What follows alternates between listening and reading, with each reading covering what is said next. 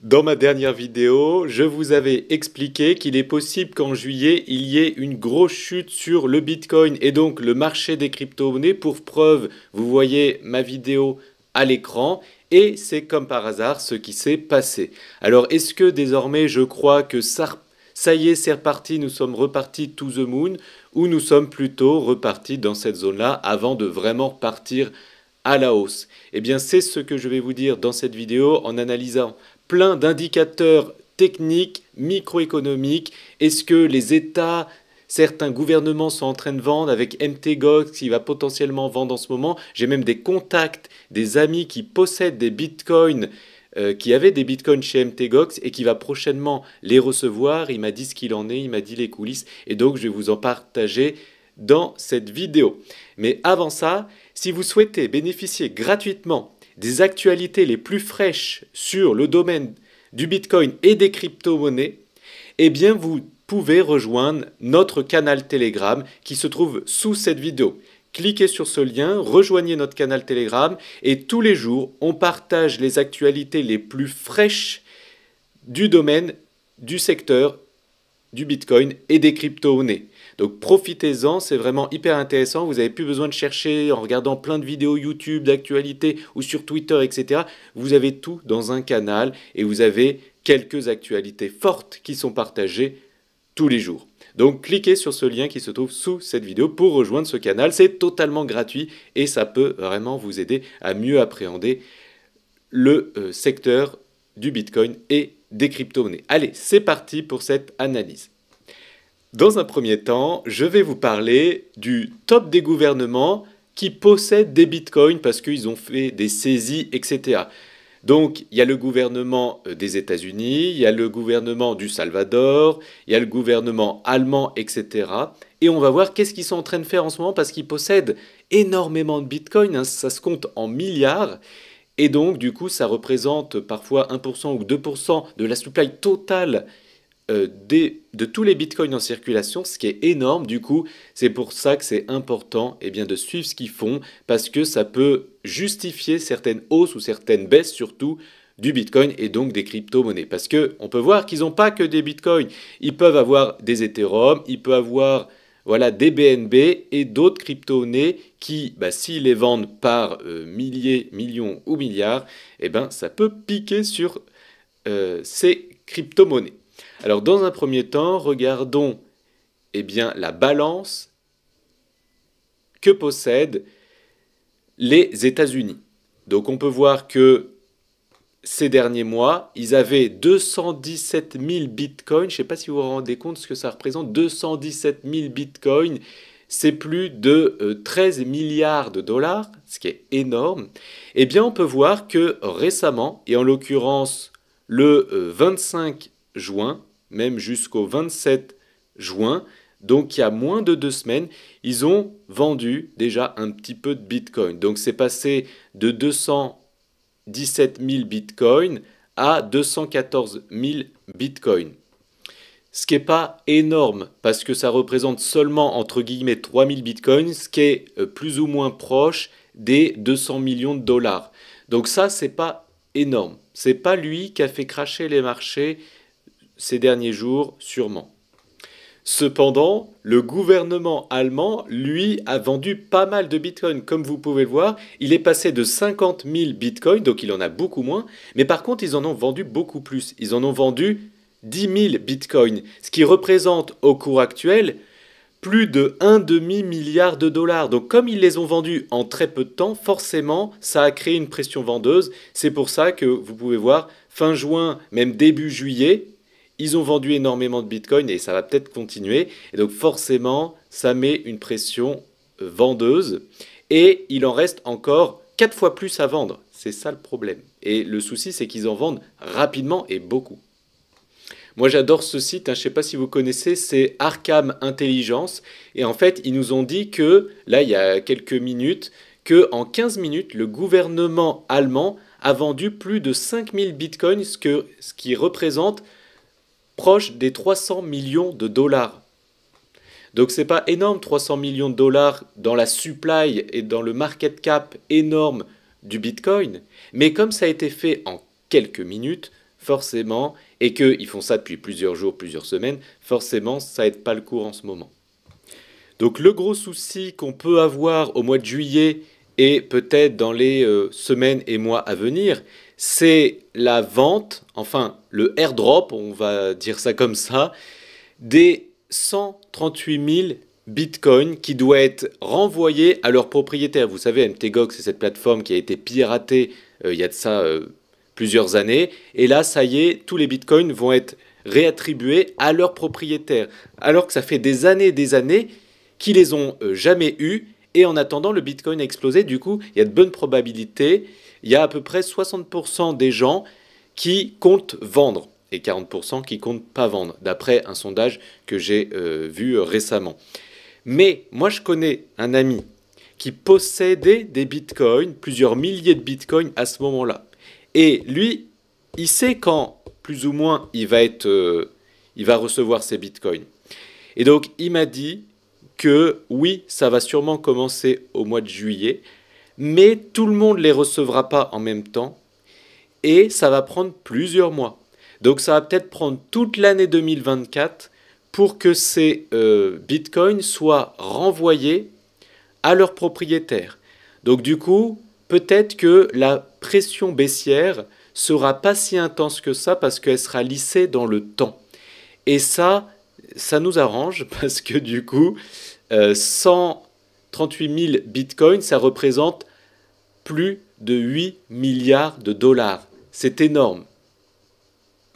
Bon, donnons un petit peu de positif dans tout ça, c'est qu'on a pas mal de pressions vendeuses comme vous l'avez vu, mais par contre il y a des pressions acheteuses en ce moment. D'ailleurs, je ne vous ai pas dit, mais concernant MTGOX, ils n'ont rien vendu vraiment pour l'instant, à part 1000 ou 2000 bitcoins, mais ça représente vraiment quasiment rien. Par contre, il y a pas mal d'achats d'ETF Bitcoin Spot en ce moment. C'est pour ça que le Bitcoin remonte un petit peu, parce qu'on a eu énormément de ventes. Vous voyez, fin juin, mi-juin, donc ça a craché énormément sur les marchés, mais là vous voyez que c'est en train de revenir.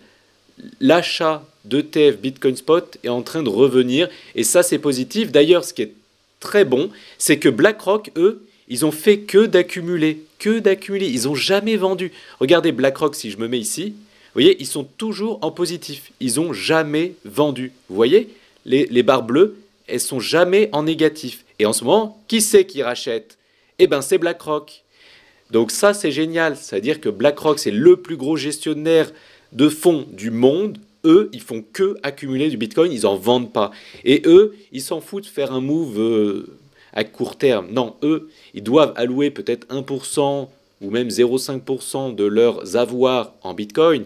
Et ils s'en foutent vraiment de les vendre à court terme. Ils ne vont pas spéculer, surtout que c'est des milliards qu'ils gèrent et ils ne peuvent pas investir des milliards aujourd'hui et tout vendre demain.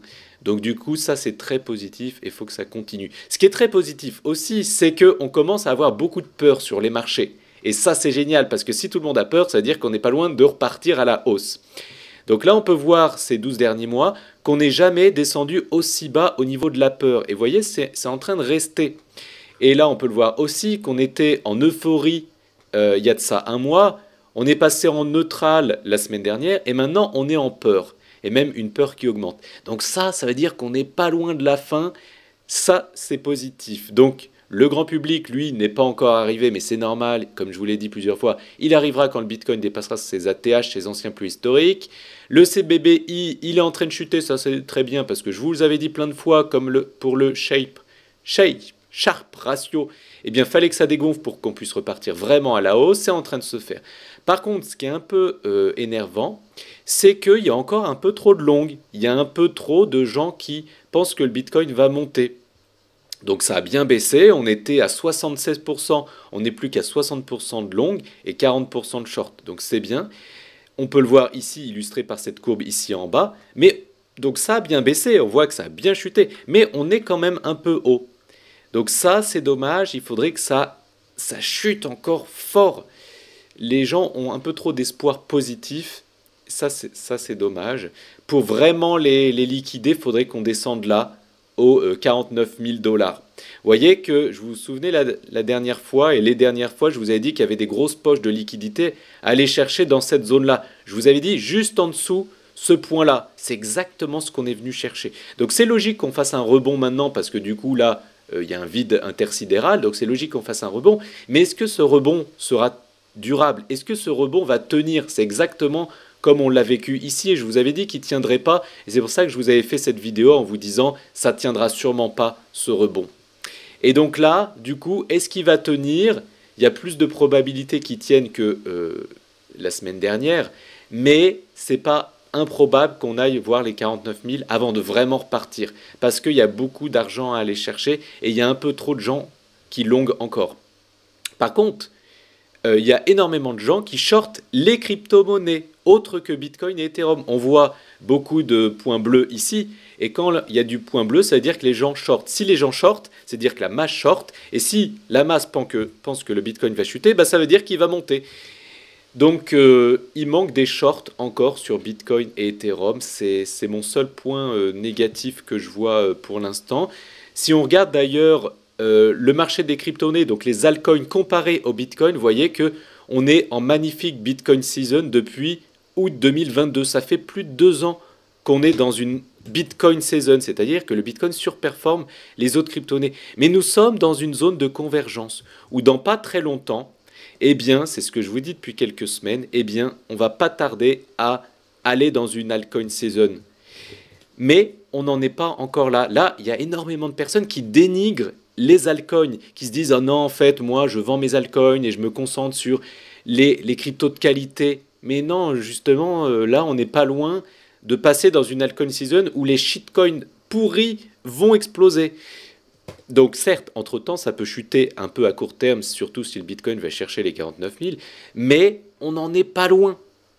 On n'en est pas loin. C'est une bonne zone pour vendre un petit peu de Bitcoin, un petit peu, pour acheter des altcoins, mais il ne faut pas faire all-in non plus dans les altcoins, il ne faut pas être non plus fou dans sa tête. Ensuite, j'ai bien aimé cette analyse que j'ai trouvée sur Twitter, et c'est vrai que ça m'a mis en exergue eh bien, cette divergence haussière cachée. Comme vous pouvez le voir ici, ici ça monte, mais ici ça baisse. Et ça, c'est une divergence haussière cachée. Donc ça, c'est hyper intéressant, et même quoi qu'on l'en dise, on a aussi une petite divergence pas cachée haussière qu'on peut voir ici. Vous voyez, là, ça commence à monter, et là, bon, si on prend ici exactement, ça chute. Donc là aussi, c'est une divergence haussière. Et si on se met en weekly pour voir le MACD, non, bah le MACD en weekly, on n'est pas encore en train de s'essouffler. Mais par contre, en daily, la chute est en train de s'essouffler. Ça ne veut pas dire que ça ne peut pas chuter plus bas, mais ça commence à être positif. Et j'ai remarqué ça aussi, j'ai l'impression qu'on est dans une forme de week-off. Vous voyez, c'est quelque chose comme ça, le week-off. Avec, vous voyez, un touch ici, un plus petit ici, un touch ici, un long truc chiant à mourir où on fait un plus bas. Vous voyez, plus bas que ces deux-là. On a fait un plus bas que ces deux-là. Et ensuite, on remonte. Voilà, bah, ce que j'ai dessiné, au final, en violet, c'est pour ça que j'avais dessiné ça. Mais est-ce que, la question c'est, est-ce que ce plus bas, c'est celui-là? Ou est-ce que ce plus bas, c'est celui-là? C'est ça le problème. On n'a pas encore la réponse. On va voir si ce rebond tient ou pas. Ça pourrait très bien monter ici aux 61 000 et cracher là pour ensuite remonter et faire ça. D'accord? Donc c'est pour ça que moi, j'essaie pas de deviner l'avenir.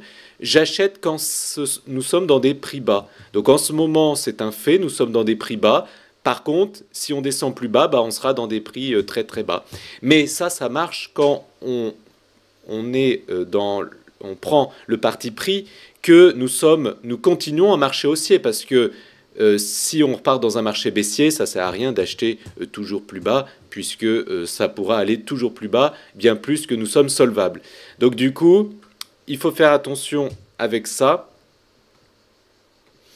Mais moi, j'ai l'impression qu'on pourrait chuter encore un petit peu. Alors, je ne sais pas si on fera un nouveau plus bas. On a connu les 53 000 $. Je ne sais pas si on ira un peu plus bas. Mais ça pourrait très bien faire soit s'arrêter ici, donc à l'ancien plus bas qu'on a connu récemment, 53 000, soit un petit peu plus bas peut-être les 50 000 ou 49 000, pour ensuite repartir. Ça, c'est si le rebond actuel tient pas, en sachant que le rebond actuel peut monter jusqu'aux 61 000, et ensuite faire ce que je viens d'évoquer ici. D'accord? Mais on va voir dans les jours et semaines à venir si le rebond actuel va tenir et on est reparti et on fait le scénario orange dessiné tout à l'heure, soit on refait une petite phase un petit peu plus bas pour ensuite repartir. Ça, c'est mon scénario dans l'optique qu'on vive toujours un marché haussier. Par contre, si on passe en dessous de ces deux lignes noires, bah là, comme je vous l'ai dit plusieurs fois, on est reparti dans un bear market et non un bear market comme la bière. Comme vous le savez, vous pouvez poser toutes vos questions concernant le Bitcoin et les crypto-monnaies sous cette vidéo et j'y répondrai avec plaisir. Et vous pouvez même me partager une crypto-monnaie que vous souhaitez que j'analyse. Donc là, en l'occurrence, je vais analyser le GME dès maintenant. Je ne vais pas analyser le GME, mais le RSR. Donc, du coup, je vais mettre en weekly parce que, voilà, parce que du coup, cette crypto a pas mal d'historique. Donc, ce qui est très beau, c'est qu'il y a eu énormément de volume là au mois de mars, quand il y a eu un énorme pic sur le Bitcoin et les crypto-monnaies. On voit qu'il y a une sorte de support dans cette zone-là, vous le voyez avec plusieurs points de contact, un ici qui était un support, résistance, résistance, support en ce moment, on est plus ou moins au-dessus, en dessous. Donc, pour moi, c'est une bonne zone d'achat pour du long terme. Si vous croyez au projet, je connais mal ce projet, donc je ne pourrais pas voir les fondamentaux. Mais comme ça a l'air intéressant. Je vais juste regarder quelque chose sur CoinMarketCap. Donc on voit que le market cap, la supply plutôt, est limitée à 100 milliards de tokens. Et aujourd'hui, il y en a 50 milliards 600 millions qui sont en libération, donc il y a encore 50% d'inflation, bon c'est acceptable. Et puis quand on regarde le prix par rapport au market cap, c'est acceptable. Et on voit niveau market cap, on est pile sur une bonne zone d'achat, donc on pourrait acheter en ce moment, mais attention, si le Bitcoin chute ou qu'on est reparti dans un marché baissier, bah, va cracher énormément. Et il faut quand même analyser la tokenomie, le projet, etc. Et le point d'achat est bon actuellement si le Bitcoin repart dans un marché haussier, ce qui est probable, le plus probable en tout cas, selon moi. Donc si vous avez aimé cette vidéo, merci de la liker, abonnez-vous pour ne plus louper mes vidéos. Et pour rappel, si vous souhaitez rejoindre ce groupe Telegram totalement gratuit dans lequel je partage tous les jours les actualités les plus fraîches sur le Bitcoin et les crypto-monnaies, ce qui vous invite à les chercher partout, cliquez sur le lien qui se trouve sous cette vidéo pour rejoindre ce canal. A très bientôt dans une prochaine vidéo. Si vous êtes abonné, ciao!